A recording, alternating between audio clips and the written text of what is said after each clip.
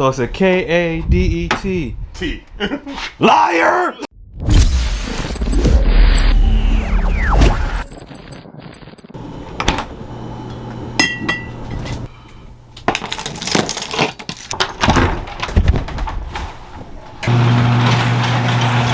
What's going on, guys? BZ Rider here, and unfortunately I have a little bit of bad news. For the first time, the Z is down. Well, it's not actually like down 100%. I'm just choosing to put it down at this moment. Well, since I've had the Z, sometimes it is hard to start. Like I'll be turning the key and it acts like it doesn't want to start, and then eventually it does start. So I already figured what the problem was before it happened. But the last time I drove the Z, this happened to me again. The check engine light came on. So I pulled the code and it was code P0345, which, as some of you guys may know, that is the camshaft position sensor signal. Basically, I got to replace the camshaft position sensors on here, which is a very common thing with VQs. Yeah, I'm gonna get into that in another video. In today's video, I'm on my way to pick up my boy Abe, also known as Nismo Ninja GTR. He's been on a few other videos before. We have a little project that we gotta do, but in the meantime, he's also got some cool cars that I'm gonna show you guys a little bit of. Stay tuned and let's get into this.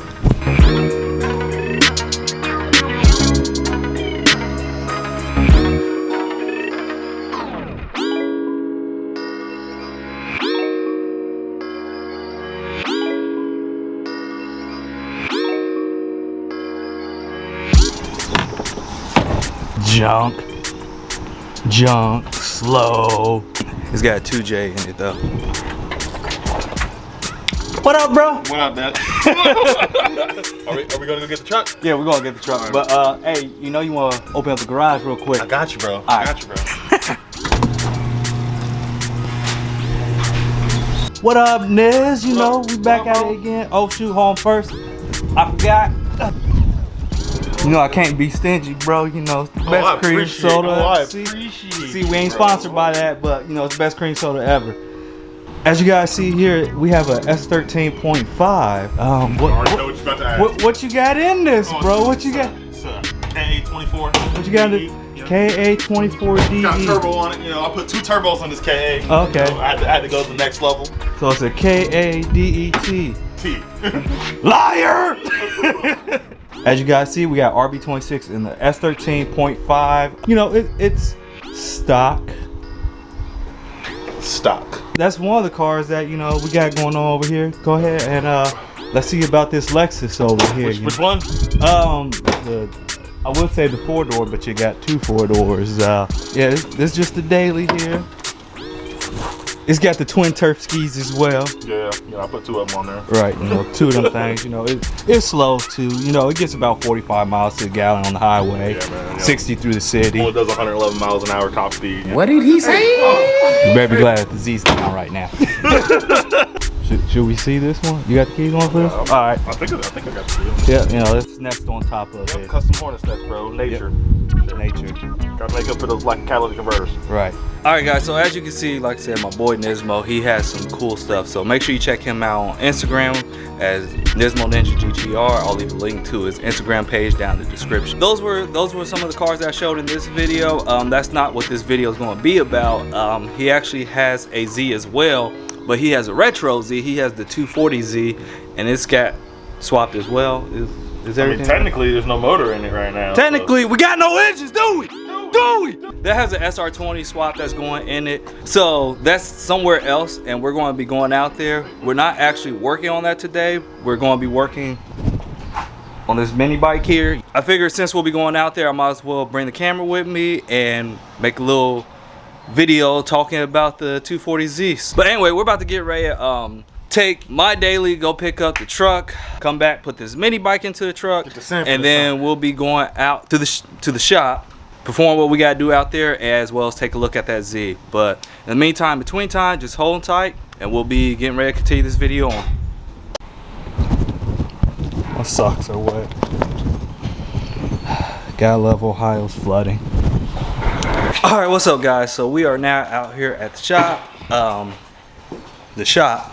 Socks are wet, as you guys, as I was talking about out there. Whoa. Out here, and we're going to be starting to work on the mini bike. But like I told you guys, here's his 240Z.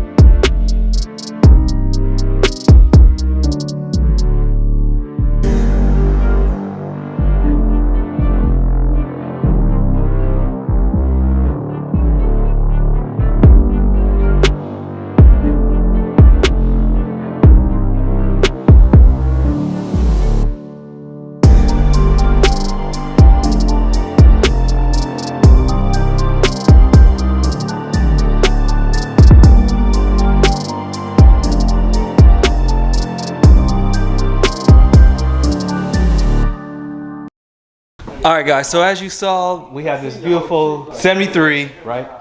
73 Datsun 240Z. It's built by your boy right here, Nismo Ninja GTR. That's part of his amazing car collection. The Trinity, you know, Nismo Ninja, ChrisDoesCars, and me.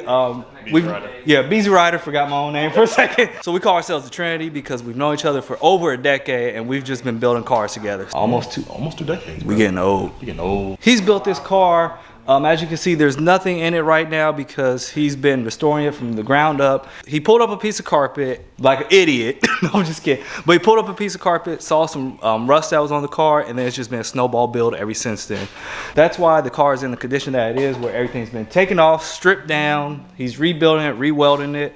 Speaking of welding, we're about to do a little welding on this mini bike. After we do that, then I'll let him talk about everything that he's done to the build. Hey, all right, so on camera for the record, I never said I could weld, okay? They just gave me the gun and said go for it. All right, guys, so now that we got the stuff done with the mini bike, it is now time to interview the man, Nismo, and I'm gonna pass it over to him so that way he can talk about this, you know, fellow Z. You know, I gotta support him because he's a Z brother. You know, if it wasn't for him, I probably wouldn't be into Nissan. Let's just put it like that. So all right, bro, so just go over the car, everything, blah blah, stuff like that. Oh man, okay, where did it start? And that's it for the I picked up the car from a friend of mine. I actually saw it at an event we have at a local track, Killcare Raceway out in Xenia, Ohio. The car at the time was relatively clean and stock and whatnot. The previous owner ended up driving it one time in the wintertime, since it had been in Ohio at that point for 4 years. He drove it one time in the winter, and it decided to snow when he was out on some backcountry roads, and he ended up putting it into a fence, essentially. Upon finding out he put it into a fence, he wanted to get rid of the car. When insurance paid him out, he was done with it. He didn't want to rebuild or anything like that. I've always wanted to build one and put an SR and a Z. I decided to embark on what I thought was a very affordable build. Lies. I was like, it's a Nissan, it'll be cheap, blah blah blah blah. Basically what it comes down to is what I thought it needed was just body work, which was quarter-pound work from the fence that it hit. It needed front fenders, basically a whole new nose, and it needed quarter-pound body work.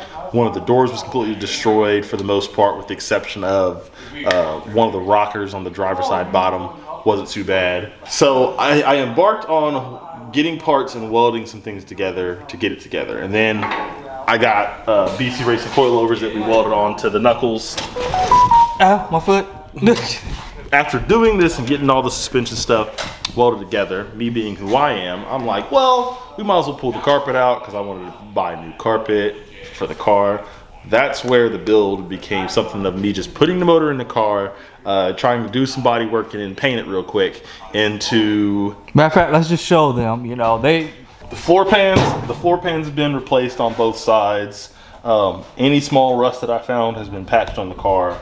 On the driver's side, the bottom part of the rocker has been replaced, and inclusion, which I believe this is called the dog leg, on the driver's side has been replaced because I found rust on in there. Spare tire well looked like somebody shot it in a battleship fight, so I had to source a clean spare tire well from another car, which was a very expensive, and I had to get it shipped basically across the US to get my hands on it, but I didn't want to cut it out, put a fuel cell in it. I want to keep as many OE as possible replacement parts on the car, so if anything ever goes bad, I could just buy off the shelf parts once it's a running and driving vehicle. It eventually snowballed into this. I've replaced a lot of parts, I've welded a lot of things, I've gotten rid of as much rust as I could. I did the flares on the car because I mean it already had quarter panel damage. So why not go with something so I can fit more tire under it? I'm gonna be running, actually I can't even say I'm gonna be, I already have, running 255 square all the way around. It's gonna be 17 by 9.5, negative 20 offset on all four corners. I want it to be like it's on rails.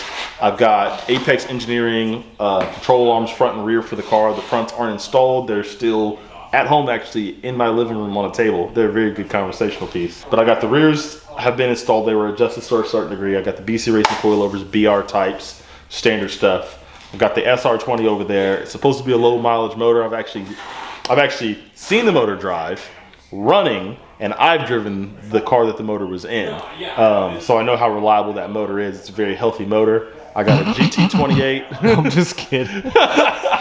I've got a GT28 71R Garrett turbo to put on it. I had a previous build on my S13, the red one, the one with the RB26, that had the GT28 71R on it. I made 406.3 wheel at 18 PSI flat on that turbo setup. So I'm trying to mimic that with cams that are going to give me more low range because I want to take advantage of this car, hopefully only weighing 2,500 pounds with me in it, full tank of gas.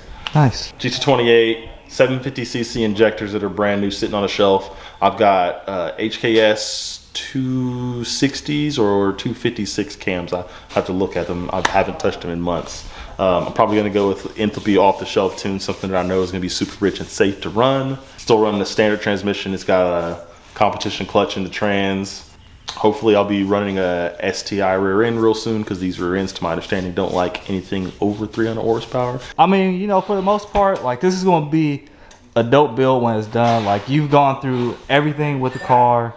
Like you've literally have touched this car from the top to the bottom. As you can see, like it's up on a rotisserie right now that was hand built for this project in order to flip the car around, get the underside of it, take care of all the rust. I highly suggest it if you're building a Datsun to build a rotisserie. Honestly, it's especially if you're in Ohio. Oh, especially if you're in Ohio.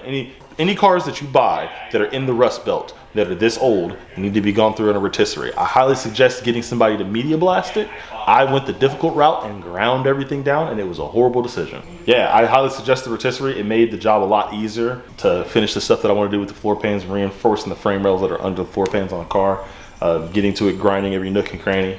I wouldn't take it back. The next car that I build will go probably on the same rotisserie. We'll see. He'll probably put that one up too. All right, so what's the next step and plans with the car? Like, what do you have in mind for it? So the next step and plans with the car is basically get it back to the rolling shells stage. I'm going to take it home. This is far remote from where I live. It's a lot more difficult for me to get out here as often as I was like. I was doing the swap on the GS, so that was my main priority. Driving out here 20 to 30 minutes was not my idea.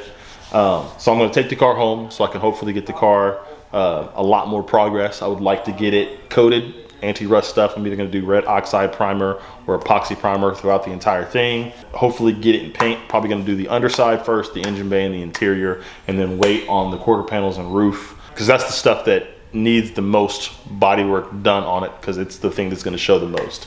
So between the fenders, the doors, the roof, the hood, the quarter panel, the trunk, all that stuff is going to go base coat, clear coat. Everything else is probably going to get epoxy primered or red oxide primered, and it's going to get single stage just to simplify all those areas and get them in paint. Because I would like to assemble the car predominantly, like get the drivetrain and everything back in the car before I actually paint it. That's my goal at least. What color are you thinking about painting it? It's going to be midnight blue. Got to be the Devil Z. The Devil Z from Midnight Wagon. That's what I'm talking about. Hopefully it don't kill me. Right. Hey, if it do, at least you'll be fun catching Z's. Oh, hey, have fun or die trying. Exactly. We could spin it, and you could get a reel of us spin it and just speed it up, and the car flies. All right, guys. So there you have it. We just went over Nismo's build with his 240Z. I'm gonna be showing more of this later on the channel as it goes on, as it gets built. If you guys aren't, make sure that you do subscribe to the channel, as I try to post weekly. It's kind of hard to do sometimes with kids, but hey, you know, I'm gonna do what I can do. So I'll see you guys on the next one. Is that a Supra?